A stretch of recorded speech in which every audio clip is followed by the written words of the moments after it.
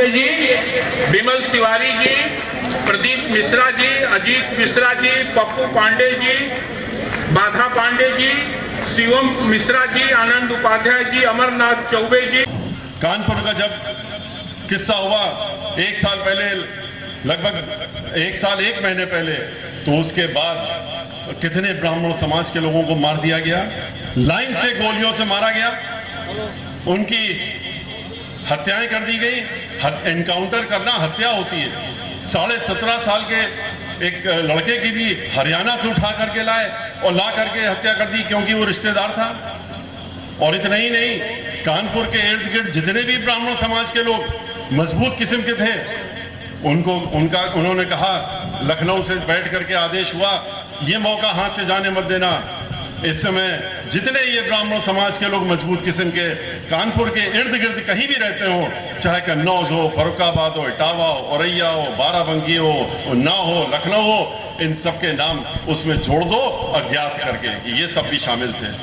50 से ज्यादा ब्राह्मण समाज के लोग आज भी जेल के पीछे, और जितनी भी धाराएं बड़ी से बड़ी हो सकती हैं उनके ऊपर लगा दी गई और जेल के पीछे उनको सड़ाने का काम कर रहे हैं।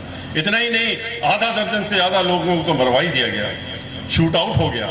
और इसमें भी शांति नहीं मिली तो एक 16.5 साल की लड़की खुशी दुबे, जिसका कि ब्याह और शादी सिर्फ 1 दिन पहले हुई थी, उसकी शादी 30 तारीख को होती है, 2930 की रात में होती है। पहली तारीख उसका पहला दिन था, दूसरी तारीख को ये किस्सा हो जाता है। उसकी तो हाथों की मेहंदी भी नहीं, ये भी सूखी थी, उसको भी उठा ले गए और उसको उठा ले जा करके जेल में बंद कर दिया, 3 महीने जेल में रखा। फिर जब बोर्ड ने कहा कि ये तो नाबालिग है, तो आपने उसको बाराबंकी भेज दिया। वहां 48 लड़कियां 2 कमरों में बंद कर रखी हैं भेड़ बकरियों की तरह, उसी में उसको भी बंद कर दिया।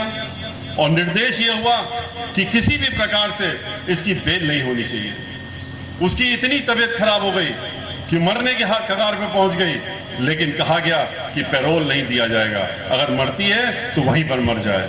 उसके बाद बेल जब होने की बात आई तो देखा कि बेल तो हो ही जाएगी, बेल ना होने पाए खुशी डूबेगी, इसलिए इन्होंने वहां की अधीक्षिका से एक फर्जी सर्टिफिकेट लिखवाई और उस सर्टिफिकेट में ये लिखवाया कि खुशी दुबे जो है ये कहती है इन लड़कियों से जो रहती है साथ में कि अगर हम बाहर निकल गए, अगर हम छूट गए, तो छूटने के बाद हम बहुत बड़ी दुर्दांत अपराधी बन जाएंगे और हम तुम लोगों को भी नहीं छोड़ेंगे। और कोर्ट से कहा गया कि इस कारण उसकी बेल खारिज कर दी जाए। उसकी बेल खारिज हो गई। उतना ही नहीं, 2 और महिलाओं को बंद कर रखा है जो घर में काम करती थी। उनमें से एक महिला जो काम करती थी, उसकी तो 3 साल का बच्चा लड़का और 6 साल की लड़की, उसको भी उठा करके जेल में ले गए और आज भी जेल में रखे हुए हैं। और कहते हैं कि इतने साल तक रखो, इतने साल रखो कि ये जो छोटे बच्चे इसके साथ में आए हैं ये वहीं जेल में रहते हुए वयस्क हो जाएं, इतने साल इसको अंदर में रखें। ये सरकार वोट मांग करके आई धर्म के नाम पर, धर्म के नाम पर ब्राह्मणों से वोट मांगा, वरना ब्राह्मण इनके साथ में कहां खड़ा होने वाला था। वो तो समझा कि इनका ये चेहरा जो दिखा रहे हैं ये असली चेहरा है। याद करिए, एक तरफ ये लोग हैं जो आज पूरे उत्तर प्रदेश में ब्रह्म हत्याएं हो रही हैं और 1-2 ब्रह्म हत्याएं नहीं हो रही हैं, सैकड़ों की संख्या में जो है हत्याएं हो रही हैं ब्राह्मणों की। और एक नाम ले लेते हैं खाली, कहते हैं कानपुर में एक कांड हुआ था तो उसके नाम पे हत्या कर दी गई। अरे एक व्यक्ति को तुमने मारा, वो भी बगैर कानून का दरवाजा दिखाए हुए मारा, गाड़ी पलटा करके गिरा के तुमने उसको मार दिया। औरों को तो अपने घर में रख लेते हो सजा करके। जितना बड़ा भी अपराधी हो, न कानून होता है और न कुछ दिखता है उस समय, उसको खाली आपको उसको सुरक्षा देनी होती है। और यहां पर आपने तो आते ही जब सरकार बनी थी 2017 में, तो आपने तभी असली रूप दिखा दिया था। किस तरीके से 5-5 ब्राह्मण समाज के नौजवान लड़के जो रायबरेली में थे, उनके हाथ पांव कटवा दिए और उसके बाद उनको जला करके हत्या कर दी। जब हम उनके घर पे गए, उसके पहले उनके मंत्री जी अपना बयान दे रहे थे, कह रहे थे कि अरे ये तो बड़े दुर्दांत अपराधी हैं, ये ब्राह्मण समाज के लोग ऐसे ही होते हैं और ये तो दुर्दांत अपराधी हैं। इनकी इस तरह हत्या हुई तो ये कोई गलत नहीं हुआ। अगर अपराधी थे तो उनके घर में तो बहुत कुछ मिलना चाहिए था। जब हम घर गए तो वहां तो खाली एक झोपड़ी थी, कच्ची सी 10 बाय 10 फुट की, उसमें तो कुछ भी नहीं था। उस झोपड़ी को भी इन्होंने जलाने का काम किया था। किस तरह से मिर्जापुर में अभी हाल में ही 3 बच्चों को मारने का काम किया। किस तरह से इलाहाबाद में अधिवक्ता ब्राह्मण समाज का था, वो बोलने का काम करता था, मुखर होकर के गोरखपुर में अधिवक्ता थे, वरिष्ठ अधिवक्ता मुखर होकर बोलते थे, उनको गोली से मार दिया और मरवाने का काम किया। इतना ही नहीं, महोबा में तो कारोबारी ब्राह्मण समाज का था, वो कारोबार करता था, लेकिन ब्राह्मण समाज के लोगों का वो बहुत ध्यान रखता था और मजबूत किस्म का आदमी था। उसको धमकियां दी पहले कि इन सब कार्यों में मत पड़ो। जब नहीं माना तो उसको गाड़ी रोक करके उसकी गाड़ी के अंदर गोली मार करके और एक षड्यंत्र रूप रचा कि ये व्यापारी, इसने तो आत्महत्या कर ली थी। क्यों नहीं इनसे प्रश्न करते हैं? क्यों घबराते हैं आप पूछने में इनसे? क्यों डरते हैं? ठीक है, इनके पास बुलडोजर है, इनके पास बड़ी बड़ी संस्थाएं हैं, ये उसको आपके ऊपर धमकाने का काम कर देंगे, डराने का काम कर देंगे, लेकिन कब तक डरेंगे? अब तो समय आ गया उठ के खड़े होने का। अब अगर नहीं उठ के खड़े होंगे तो आप लोग भगवान श्री परशुराम के वंशज कहलाने लायक नहीं रहेंगे और न कहलाएंगे। भगवान श्री परशुराम के वंशज हैं तो डरना बंद करिए, धमकी में आना बंद करिए और इनका असली चेहरा, इनका मुखौटा उतार करके इनको दिखाने का काम करिए कि आपने धर्म के नाम में बहुत लूट लिया, हमको बहुत धोखा दे दिया, हमको बहुत समझा लिया। जिस तरीके से आपने औरों को धोखा दिया है, झूठ का छलावा तो इनको देना इतना आसान, इतनी अच्छा आता है कि किसी को नहीं आता है। आज उतना ही अफसोस हमको जितना अयोध्या में जाकर के हुआ था, उससे ज्यादा अफसोस आज हमको यहाँ वाराणसी में आकर के हुआ है। और काशी विश्वनाथ जी के जब हमने मंदिर में दर्शन किए, उसके बाद जो वहां का रूप स्वरूप आसपास का देखा तो बहुत परेशानी हुई। परेशानी इस बात की हुई कि काशी विश्वनाथ के प्राचीन मंदिर के अंदर चारों कोनों में एक शिव पंचायत मंदिर था। मैंने एक बार नहीं, हम तो यहां सैकड़ों बार आए हैं दर्शन करने, बचपन से आ रहे हैं। आप लोग तो यहीं के रहने वाले हैं, आप लोगों को भी मालूम है कि पंचायत में क्या था, जिसमें कि पार्वती मंदिर था, अन्नपूर्णा मंदिर था, सत्यनारायण मंदिर था, अभिक्तेश्वर मंदिर था, उसके बगल में वट वृक्ष और बाबा की कचहरी, 56 काशी खंडोक्त या पौराणिक विनायकों में से 8 विनायक मंदिर जो कि पहले थे, उन मंदिरों में से 8 विनायक मंदिर, भारत माता मंदिर, पौराणिक सप्त सरस्वती मंदिर, इन सबको तोड़ दिया गया। और आप लोग देखते रहे, काशी के ब्राह्मण चुप रहे, काशी के पंडित, जहां पर कि ऐसा जिला है ये जहां की पंडित मदन मोहन मालवीय जी जहां पर रहे, उन्होंने काशी विश्वविद्यालय बनाया, ब्राह्मणों का नाम पूरे विश्व में उन्होंने बढ़ाने का काम किया, सर्व जन को किस तरह से ब्राह्मण जनों को सेवा करनी चाहिए वो करने का कार्य सिखाया। और यहाँ के ब्राह्मण चुप हैं, आवाज तक नहीं उठाते हैं, ये भी नहीं कहते हैं कि ये क्या हो रहा है। इतना ही नहीं, वहां पर एक जो पेड़ था वो 1-2 वर्ष पुराना पेड़ नहीं था, वहां पर एक जो बरगद का पेड़ था वो सैकड़ों हजारों से वर्ष पुराना बरगद का पेड़ था। उस बरगद के पेड़ को ही उखाड़ के फेंक दिया गया।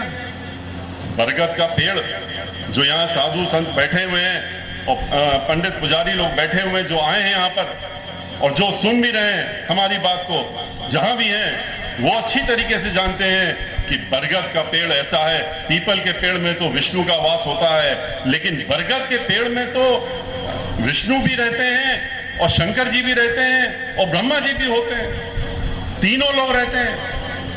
और ऐसा पेड़ जिसमें जड़ में ब्रह्मा जी और बीच में जो उसका हिस्सा होता है उसमें स्वयं विष्णु भगवान और ऊपर महादेव शंकर जी रहते हैं और वो उनका वास कहा जाता होता है वहां। उस पेड़ को उखाड़ के जड़ से फेंक दिया गया। किस नाम से, किस बात के लिए? खाली इसलिए कि मंदिर का स्वरूप बदलना है। मंदिर को खत्म कर देना है। मंदिर की आस्था जो यहाँ हजारों वर्षों से चली आ रही है उसको समाप्त कर देना है। अंतिम समय में सैकड़ों लोग अपने जब अंतिम समय आने वाला होता है उसके पहले ही आकर के यहाँ पर बनारस की गलियों में छोटे छोटे मकानों में कमरों में अपना अंतिम समय सालों साल बिता करके और यहीं से निर्माण करने का काम करते हैं। उसका स्वरूप ही बदलने का काम कर दिया गया। शंकराचार्य जी से शास्त्रार्थ करने वाले श्री मंडन मिश्र की प्रतिमा को तोड़ दिया गया, जो कि बाद में शंगबेरी के प्रथम शंकराचार्य हुए, जिनका नाम स्वामी सूर्य सरानंद सरस्वती हुआ। इसके साथ ही भारत और नेपाल के मैत्रीपूर्ण संबंधों पर आधारित पशुपतिनाथ मंदिर का रास्ता अवरुद्ध कर दिया गया है, जो कि भारत और नेपाल के मैत्रीपूर्ण संबंधों की मित्रता की निशानी है। नेपाल टेंपल पर नहीं जाने दिया जाता है, अब वहां नहीं जा सकते। इसके बगल में एक धर्मशाला जो सन 1843 से बनी हुई थी उसको भी तोड़ना चाहते हैं। काशी विश्वनाथ मंदिर की चौहद्दी पर सभी मंदिर तोड़ दिए गए, वहां कुछ नहीं बचा। सैकड़ों मंदिर सहित काशी खंडोक 167 देवालय जो कि पौराणिक थे, कॉरिडोर के कारण उसके नाम पर तोड़ दिए गए, वो अवरुद्ध कर दिया गया। उसके अवरुद्ध करने के कारण करीब 16 तरीकों की यात्राएं बाधित हो गई, जैसे 56 विनायक यात्रा, पंचमोद विनायक यात्रा, एकादश रुद्र यात्रा, अंतर्ग्रही यात्रा, शिव अंग यात्रा सहित 15 यात्राएं खंडित हो गई। कॉरिडोर बनाने के नाम पर कॉरिडोर का मलबा अर्थात मंदिरों के अवशेष गंगा जी में डालकर और उसको गंगा जी को भी पाटने का काम किया जा रहा है, और उसको सिर्फ इसलिए कि वहां से तोड़ते हुए सारे मंदिरों को तोड़ते हुए जितने छोटे छोटे मंदिर रास्ते में मिले उनको तोड़ने का काम किया। सैकड़ों की संख्या में शिवलिंग जिनकी की पूजा वर्षों वर्ष से होती चली आ रही थी, सैकड़ों वर्षों से होती आ रही थी, उनको लेकर के या तो गंगा नदी में डाल दिया, और जब हल्ला हुआ कि ये कहां फेंक रहे हैं आप, तो उठा करके अभी भी थाने में जो लंका थाना है उसके अंदर ढेरों में करके बंद करके डाल रखा बोरों में। इस तरह से अनादर शिव जी के शिवलिंग जिनमें पूजा अर्चना होती रही हो उनका अनादर। और अफसोस ये कि हमारे लोग, हमारे यहाँ के वासी जो बनारस के वाराणसी के वासी हैं, वो ये सब देखते हुए शांत तो चुप बैठे हुए। उनको ये नहीं लगा कि इसका हमको विरोध करना चाहिए, उनको बताना चाहिए, क्योंकि यहाँ प्रधानमंत्री तो स्वयं आके नहीं बैठते। उनके जो यहाँ पर लोग बैठे हुए हैं, जो मुख्यमंत्री के साथ के लोग आते हैं यहाँ पर, उनको आपको उनसे बातचीत करने में क्या घबराहट है? क्यों नहीं आप उनसे कहते हैं, उनका सामना करते हैं इन सब चीजों से कि ये क्या अन्याय आप कर रहे हैं भगवान श्री काशी विश्वनाथ जी के ऊपर? क्यों आप इतना नाराज हो गए हैं मां गंगा से? गंगा जी चंद्रमा के आकार में, महाशिव के सिर पे चंद्रमा के आकार में रहती हैं, और वही रूप यहां बनारस का। बनारस एक ऐसी जगह है जहां की शिव जी और काशी विश्वनाथ जी का जहां मंदिर है, काशी जहां स्वयं शिव जी वास करते हैं, वहां पर गंगा मां जो है इसीलिए एक चंद्राकार में उनके सर के ऊपर से बहती है। लेकिन क्या हो रहा है, आपने देखा कि वहां पर ये जो चंद्र आकार अभी से नहीं, हजारों वर्ष से गंगा इस तरह से यहां पर बहती आ रही है, वहां पर उसको चंद्रकार को ही बाधित करने का काम कर दिया गया है, और वहां पर पाटी जा रही गंगा। वहां पर ये मलबा निकाल के मंदिरों का और मकानों का तोड़ करके उसमें डाला इसलिए जा रहा है कि वहां पर कॉरिडोर के बाद गंगा को रोक दिया जाए और गंगा घूम करके आगे बढ़ने का काम करें और चंद्रकार जो है उस तरह से न जा सके। वो कहते हैं कि हम उस रास्ते से मंदिर में आने का काम करेंगे, इसलिए हम हमारी जो बोट है, हमारा जो पनडुब्बी भी हमारी बोट आएगी वो वहां पर रुका करेगी, और रुकने के बाद हम उससे उतरेंगे और गंगा जी का स्वरूप बदल जाए, लेकिन हमारा रास्ता एक नया रास्ता बनना चाहिए। इस तरह से गंगा का स्वरूप ही बदलने का काम वहां पर हो रहा है। आपने देखा कि इतना ही नहीं, वहां पर गंगा घाट में जो मनकड़िका घाट है, वहां तो जहां पर ये डाला जा रहा है, पाटा जा रहा है, वो तो मनकड़िका घाट है।